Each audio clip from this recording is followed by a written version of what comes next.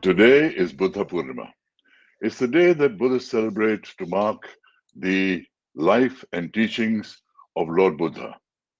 He walked on earth about 2,500 years ago, and his words and wisdom have spread across the world. I have a very special association with Buddhism as well. In my younger days, I spent 3 months in Burma, ordained as a monk with head shaven, yellow robes, practicing meditation. But more importantly, my mother, Frida Bedi, then Gelongma Palmo, went on to become the most important Buddhist nun in the world. So it is also in her memory that we are talking today. And we're going to talk today to one of the most important Tibetan incarnates. The Tibetans believe not only in reincarnation, but have made reincarnation into a virtual science. When one of the heads of their monastic orders passes away, they find the reincarnation of that Lama and reinstall him in the same position as he was when he passed away. Even the Dalai Lama was 3 years old when they made him the spiritual and temporal head of Tibet. So they have a lot of faith in reincarnation. So Rinpoches are regarded with great respect in Tibet. And today we are going to talk to one of the most respected Rinpoches in the Tibetan order, His Holiness Tai Situ Rinpoche. Rinpoche, so wonderful to see you. Yes, Sir Kabir Bedi ji. Yes, happy to see you. I am honored that you call me Ji and you call me Sir. You are the one that we venerate because of your exalted position, not only in my life, but also in the life of Tibetan Buddhism. I want to say that Rinpoche has not only a monastic order in Himachal Pradesh, which is also a university. 700 to 1,000 people are in this university and monastic order headed by Tai Situ Rinpoche. That is only a small indication of his importance in the Tibetan Buddhist order. And so I talked to him with a lot of veneration, a lot of respect, and I just want to recall with him his guru, His Holiness the Karmapa, who was also my mother's guru. You both shared a guru in His Holiness, am I right? Yes, perfectly. And His Holiness's monastery was Rumtek Monastery in Sikkim. And you spent many years in Rumtek Monastery with my mother after she was ordained. How much time did you spend with her? Yes, actually, I actually came to know Freda Bedi ji before I came to Rumtek. Freda Bedi ji actually helped me very much as part of her Tibetan friend circle around the world. And she introduced one American lady called Nola McGarry when I was very young. And she supported me, especially when I was very ill. I was in West Bengal for medical treatment for 3 years. So during that time, the American lady who is introduced by Mummy sent me regular money to pay for my medical bills. And, I want to remind people. Yes. I wanted to remind people, because they don't know, that when the Tibetan refugee exodus took place in 1959, and the Dalai Lama had to come to India, hundreds of thousands of Tibetans followed him across the mountains from Tibet and came to India as refugees. And as one of the ways of helping the refugees, my mother started this thing called the Tibetan Friendship Group, where she would link people, refugees, with donors abroad and put them in touch directly so they could help each other. So Situ Rinpoche was referring to the benefactor that my mother put him in touch with as part of the Tibetan friendship group. So, Situ Rinpoche, why did you call my mother Mamila? Everybody call her Mamila, but for me personally, actually, my mother was left behind when we escaped, and my lamas brought me from my monastic seat in East Tibet, which is a head of 480 monasteries. Wow, which is founded by my predecessors for past 900 years. To be so precise, your line of incarnations is 900 years. actually, as a Situ is 900 years, but before that, as a Marpa Lotsawa, more than 1,000 years. Amazingly sacred and long lineage, and Yes, to be sitting in the presence of such people is just extraordinary. When my mother was in the Misamari refugee camps, and I visited her there, and all these people were coming in various states of distress and various states of no clothes and hungry and bad health. They would come to my mother for help, and she was looking after all the refugees, and I would keep calling her mummy, so all of them started calling her Mamila, La being like G in Hindi. So therefore, Mamila became her title. She became virtually mother to a generation of Tibetans that came to India. I've chronicled all this in my books, Stories I Must Tell, which you must read, Rinpoche. I must send it to you so you can read the book and see all that I have chronicled in there. But she realized that monks and lamas and high lamas like you do not. So, Situ Rinpoche, why did you call my mother Mamila? Everybody call her Mamila, but for me personally, actually, my mother was left behind when we escaped, and my lamas brought me from my monastic seat in East Tibet, which is a head of 480 monasteries. Wow, which is founded by my predecessors for past 900 years. To be so precise, your line of incarnations is 900 years. Actually, as a Situ is 900 years, but before that, as a Marpa Lotsawa, more than 1,000 years. Amazingly sacred and long lineage, and to be sitting in the presence of such people is just extraordinary. When my mother was in the Misamari refugee camps, and I visited her there, and all these people were coming in various states of distress and various states of no clothes and hungry and bad health.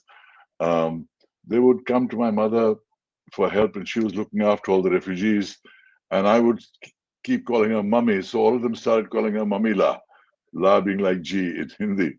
So therefore, Mamila became her title. She became virtually mother to a generation of Tibetans that came to India. I've chronicled all this in my books, Stories I Must Tell, which you must read, Rinpoche. I must send it to you so you can read the book and see all that I have chronicled in there.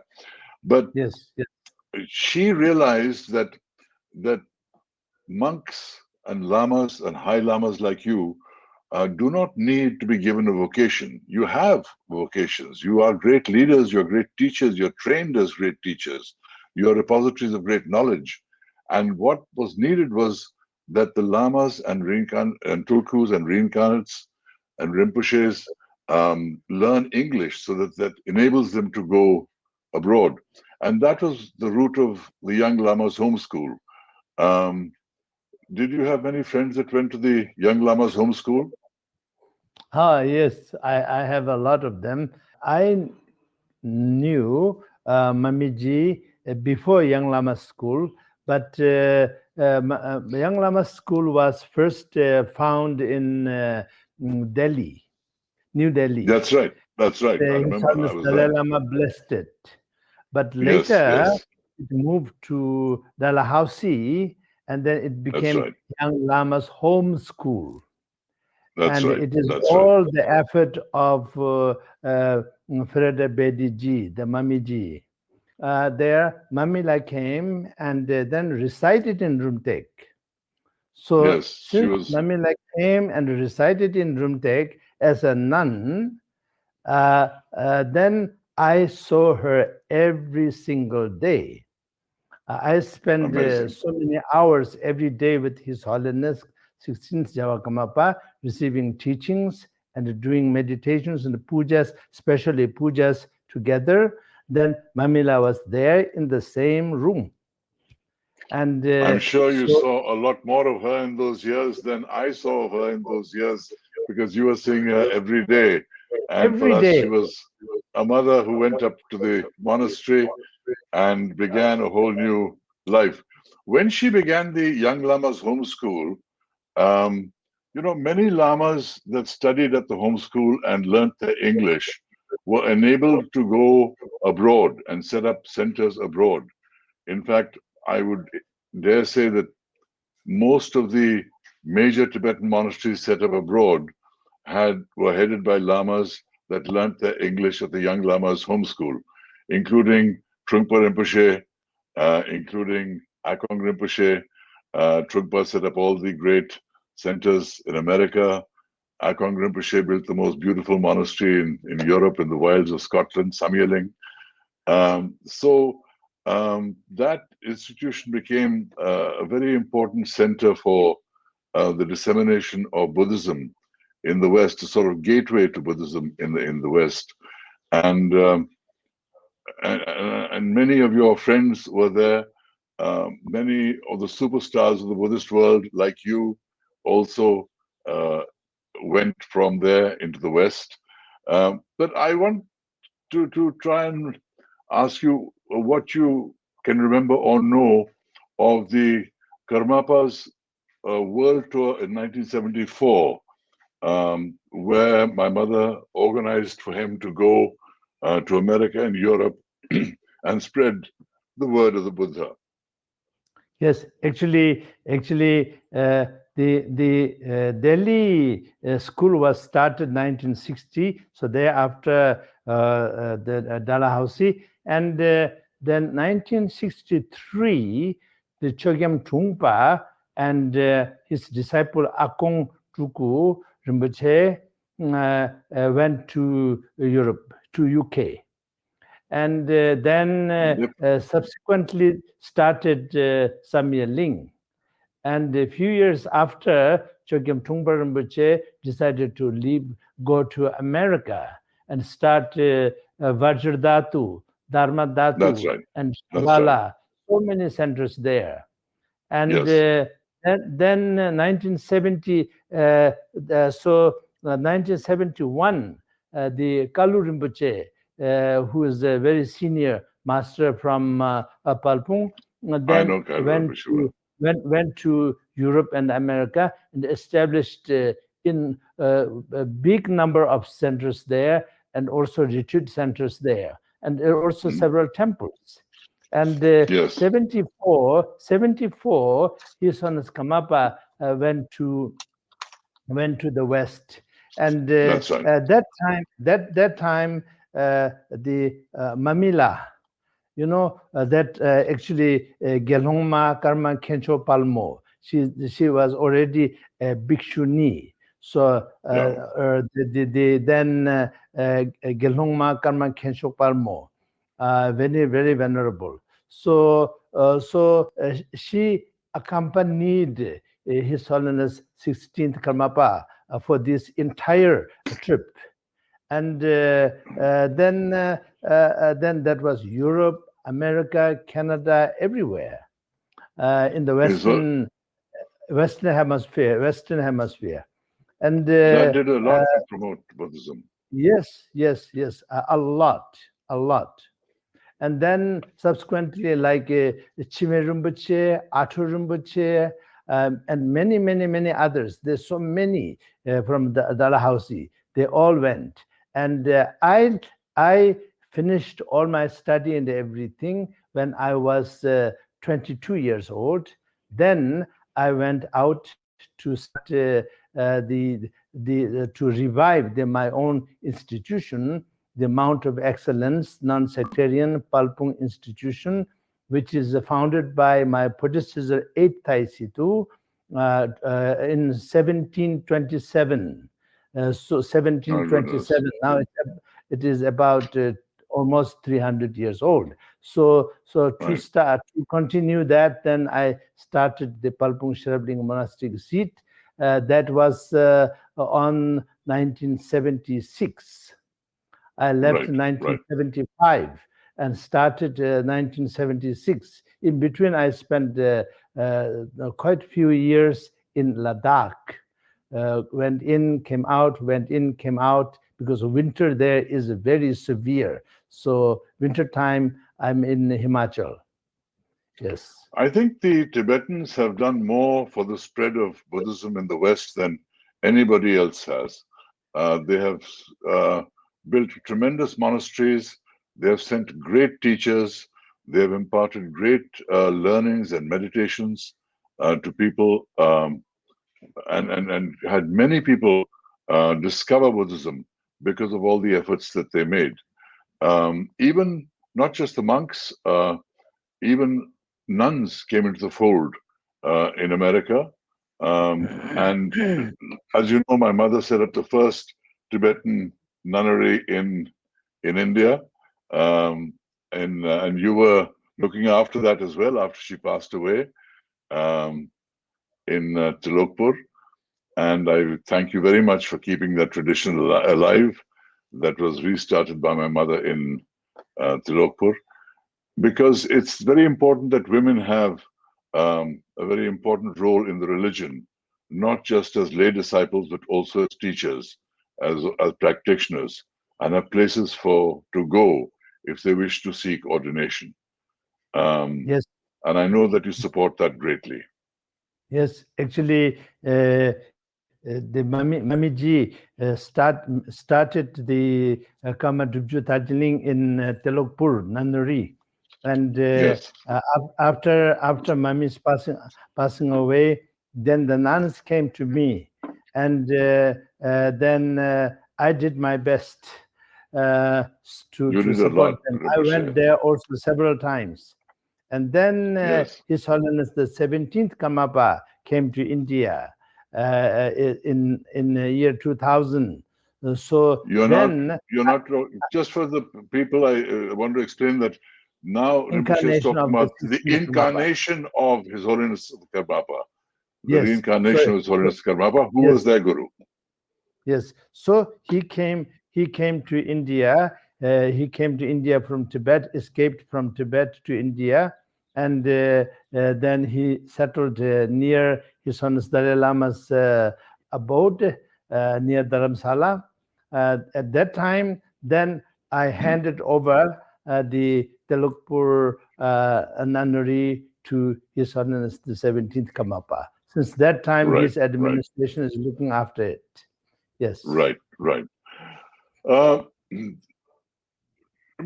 wanted you to give us a brief idea of what the central teachings of Buddhism are and why they're important for people in the world. Yes. The central beliefs of Buddhism, so they understand better. Yes, actually, I think it is so large and so enormous. It's like an Amazon forest, and try to explain every plant and every life form there is enormous. Not easy. So make it simple is the best way, as Sir just mentioned. So to make it very simple, then we have to go back to the basics, because words, the language is very important. So here Yes.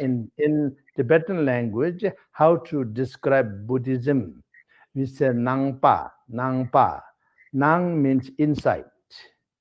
Pa means a person who believes or practices or everything insight.